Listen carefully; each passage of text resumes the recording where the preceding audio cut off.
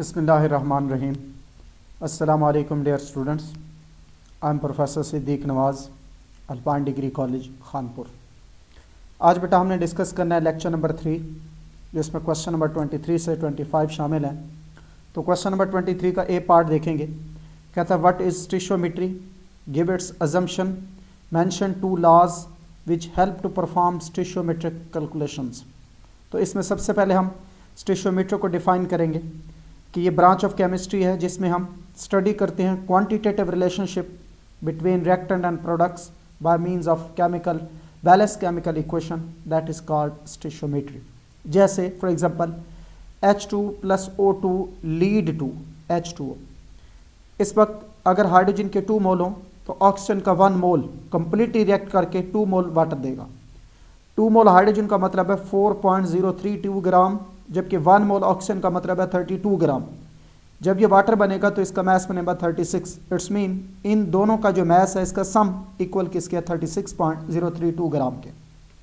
अब इस वक्त एजम्पशन जो थी वो 2 हैं। Stoichiometric calculation are based on the following assumptions. दूसरा पार्ट है उसका, all the reactant must be converted to product, no side reaction take place. During calculation, it is assumed, suppose that law of conservation of mass and law of definite proportion are obeyed. तो law of chemical combinations कौन से हैं? ये उसका तीसरा part है जो उस क्वेश्चन के अंदर पूछा गया है। पहला law of conservation of mass, जिसके अकॉर्डिंग मैस को ना क्रिएट कर सकते हैं ना डिस्ट्रॉय होता है ड्यूरिंग केमिकल रिएक्शन, बल्कि एक फॉर्म से दूसरी फॉर्म में चेंज करते हैं। अब हमने कहा कि ऑल दी मैस मतलब matter made up of atom. तो law of conservation of mass can be stated as follow कि एटम ना क्रिएट कर सकते हैं ना डिस्ट्रॉय कर सकते हैं ड्यूरिंग द केमिकल रिएक्शन, बल्कि उन्हें एक फॉर्म ऑफ कम्बिनेशन से दूसरे फॉर्म ऑफ कम्बिनेशन के अंदर कन्वर्ट कर सकते हैं। फिर लॉ ऑफ डेफिनेट प्रोपोर्शन, जिसके बारे में मैंने आपको बताया था कि प्योर केमिकल कंपाउंड हमेशा कंटेन करता है सेम एलिमेंट जो कंबाइंड होते हैं एक दूसरे के साथ fix ratio by mass.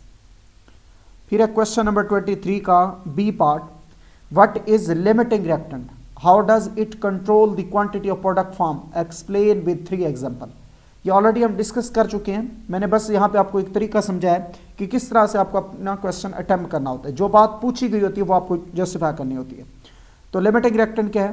The reactant which controls the amount of product form during a chemical reaction due to its smaller amount is called limiting reactant, या the reactant which is consumed earlier and hence produces least amount of the product is called limiting reactant। कि ऐसा reactant जो जल्द ख़त्म हो जाए और produce करे कम मिकदार रिएक्टेंट की प्रोडक्ट की, that is called limiting reactant. For example यहाँ 3 एग्जांपल देगा हूँ। पहला केस है concept of limiting reactant can other be better be explain by the following general example कि 1 kebab + 2 slices lead to 1 sandwich. तो 1 मोल अगर कबाब होंगे तो 2 मोल स्लाइस चाहिए, 1 मोल सैंडविच बनेंगे। अब ये फिक्स रेशियो है। अब हमें अगर 30 कबाब्स हों, 2 ब्रेड जिसके अंदर 58 स्लाइसेस हैं, तो we can prepare only 29 sandwich. क्यों? क्योंकि एक कबाब एक्स्ट्रा है, जबकि जो स्लाइस है वो लिमिटेड। तो slice is the limiting reactant in this case. फिर है example number 2, H2 + O2 lead to 2H2O। Equation के मुताबिक अगर हाइड्रोजन के 2 मोल हो, ऑक्सीजन का 1 मोल हो तो 2 मोल वाटर बनते हैं। अब इस एग्जांपल के अंदर अगर हम 2 मोल हाइड्रोजन ले लें और रिएक्ट कराएं 2 मोल ऑक्सीजन के साथ तो वाटर बनेगा, लेकिन 2 मोल हाइड्रोजन रिएक्ट करेगा सिर्फ 1 मोल ऑफ ऑक्सीजन के साथ, बदले में 2 मोल वाटर बनेंगे। अब इस वक्त अगर हम 2 मोल ऑक्सीजन लेते हैं तो ऑक्सीजन का 1 मोल एक्सेस में है। तो 1 मोल एक्सेस में है तो it's mean hydrogen will be the limiting reactant. फिर है example number 3, burning of coal, कि अगर हम बर्न करें 1 मोल कार्बन को एयर के अंदर, then carbon will be the limiting reactant because carbon will consume earlier than oxygen. तो ये 3 एग्जांपल्स हैं जो उसने पूछी थी। अब आइडेंटिफिकेशन ऑफ लिमिटिंग रिएक्टेंट ये बताना साथ, क्योंकि हमें पता होना चाहिए कि किस तरह से हम लिमिटिंग रिएक्टेंट को आइडेंटिफाई कर चुके हैं। तो मैंने आपको 3 तरीके बताए थे, 3 स्टेप्स होते हैं इनके। पहला स्टेप होता है जो गिवन अमाउंट ऑफ रिएक्टेंट होती है उससे हम नंबर ऑफ मोल्स निकाल लेते हैं कि calculate the number of moles of each reactant from the given amount. फिर जब रिएक्टेंट के मोल्स आ जाते हैं तो फिर बैलेंस केमिकल इक्वेशन के जरिए प्रोडक्ट के मोल निकालते हैं। तो find the number of moles of product with the help of balance chemical equation. फिर लास्ट में क्या होता है, आइडेंटिफाई करते हैं उस रिएक्टेंट को जो प्रोडक्ट के least number of moles produce करेगा। फिर क्वेश्चन नंबर 24 का A part, define yield, how do we calculate the percentage yield of a chemical reaction, ये लॉन्ग क्वेश्चन भी आ सकता है एज सच। तो इसमें सबसे पहले यील्ड को डिफाइन करेंगे। Amount of product obtain in a chemical reaction are calculated from the balance chemical equation is called yield. It is referred as a reaction yield. अब इसकी डिफरेंट वेज हैं express करने के। तो पहला थ्योरेटिकल यील्ड और expected yield. हमने कहा था वो अमाउंट ऑफ प्रोडक्ट जो कैलकुलेट हो बैलेंस केमिकल इक्वेशन के जरिए, उससे हम कहते हैं थ्योरेटिकल यील्ड। थ्योरेटिकल यील्ड को कैलकुलेटेड यील्ड या एक्सपेक्टेड यील्ड भी कहा जाता है। ये मैक्सिमम अमाउंट ऑफ प्रोडक्ट होती है जो प्रोड्यूस होती है given amount of reactant according to balance chemical equation. Theoretical yield हमेशा एक्चुअल यील्ड से थोड़ी होती है फॉर दी थ्योरेटिकल यील्ड हमेशा एक्चुअल यील्ड से ज़्यादा होती है फॉर द सेम रिएक्शन। फिर दूसरा भी है एक्चुअल यील्ड, प्रैक्टिकल यील्ड और एक्सपेरिमेंटल यील्ड। मैंने कहा था amount of product that is actually formed with given amount of reactant when the reaction is carried out in the laboratory is called actual yield. कि ऐसी amount of product जो chemical reaction के perform करने से मिले that is called actual yield. इसे experimental yield या practical yield भी कहा जाता है। ये यील्ड हमेशा थ्योरेटिकल यील्ड से थोड़ी होती है। अब है कैलकुलेशन ऑफ परसेंटेज यील्ड। हमें पता है परसेंटेज यील्ड क्या है, the ratio of actual yield to the theoretical yield multiplied by 100 is called percentage yield. अब परसेंटेज यील्ड किसके इक्वल है, actual yield over theoretical yield multiplied by 100। तो efficiency of chemical reaction is determined with the help of percentage yield. अब है question 25 का B part, 24 का B part, basically ये 24 का बी पार्ट है। तो what are the factors which are mostly responsible for the low yield of product in chemical reaction. Different factors हैं बेटा। पहला फैक्टर कि अगर प्रैक्टिकली इनएक्सपीरियंस पर कर है, उसके शॉर्ट कमिंग्स है, तो उनकी वजह से एक्सपेक्टेड यील्ड नहीं मिलेगी। दूसरा कोई प्रोसेस है जैसे filtration, separation by distillation, separation by separating funnel, washing, drying, crystallization, अगर प्रॉपर वे में नहीं होगी तो कुछ क्वांटिटी यील्ड की लॉस हो जाएगी जिससे एक्सपेक्टेड यील्ड नहीं मिलेगी। सारे रिएक्टेंट समटाइम प्रोडक्ट में कन्वर्ट नहीं होते। साइड रिएक्शन की वजह से जो बाय प्रोडक्ट्स मिलते हैं उससे हमारा जो एक्चुअल प्रोडक्ट है वो कम हो जाता है। रिएक्शन माइट बी रिवर्सिबल, अगर रिवर्सिबल रिएक्शन है तो भी हमें एक्सपेक्टेड यील्ड कभी नहीं मिलती। फिर है क्वेश्चन नंबर 25 कि शॉर्ट क्वेश्चन है। पहला पार्ट है उसका law of conservation of mass has to be obeyed during stoichiometric calculation, give reason. बेटा law of conservation of mass के मुताबिक mass can neither be created not destroyed during chemical reaction but it change from one form to another form. It's mean we can say that कि chemical reaction में mass of reactant must be equal to the mass of product. तो NaOH 40 ग्राम है, 36.5 ग्राम है HCl। जब react करेंगे तो NaCl plus water मिलेगा, तो NaCl का 58.5 प्लस 18, तो ये प्रोडक्ट का mass must be equal to the reactant mass. That's why during stoichiometric calculation law of conservation of mass has to be obeyed. फिर क्वेश्चन नंबर 25 का 2 पार्ट है। How many chemical reaction take place in, why many chemical reaction take place in over surrounding involve the limiting reactant। देखें the reactant which is consumed earlier and produce least amount of the product in a chemical reaction is called limiting reactant। अब बहुत सारे chemical reaction हैं जो हमारे इर्द गिर्द हो रहे होते हैं जिसमें कंबस्टन वगैरह है, तो उसमें जो ऑक्सीजन होती है वो तो एक्सेस में होती है, जो रिएक्टेंट बर्न कर रहा होता है वो हमेशा लिमिटेड होता है। जैसे कंबस्टन ऑफ मीथेन गैस की अगर हम कंबस्टन करें तो CO2 और वाटर बनता है। इस केस में मीथेन लिमिटेड होता है, ऑक्सीजन एक्सेस में होती है, तो methane will be the limiting reactant, बदले में मिलता है CO2 और वाटर। फिर combustion of coke, 100% carbon is called coke. Combustion of coke to form carbon dioxide, carbon limited होती है, ऑक्सीजन की एक्सेस होती है तो CO2 बनता है, तो carbon is the limiting reactant. Combustion of octane to form carbon dioxide and water, limited octane है, ऑक्सीजन जो है वो एक्सेस में है तो CO2 और वाटर बन जाएगा। In above examples of O2 gas is present in very large excess while the carbon, methane and the octane are consumed earlier, hence they are limiting reactant। अब अगर हम इसको बैलेंस करेंगे तो ये भी मैं ये जो अभी सॉफ्ट कॉपी भेजूंगा आपको उसके अंदर मैं इस इक्वेशन को बैलेंस करके आपको प्रोडक्ट बना के दूंगा। फिर बेटा क्वेश्चन नंबर 25 का 3 पार्ट।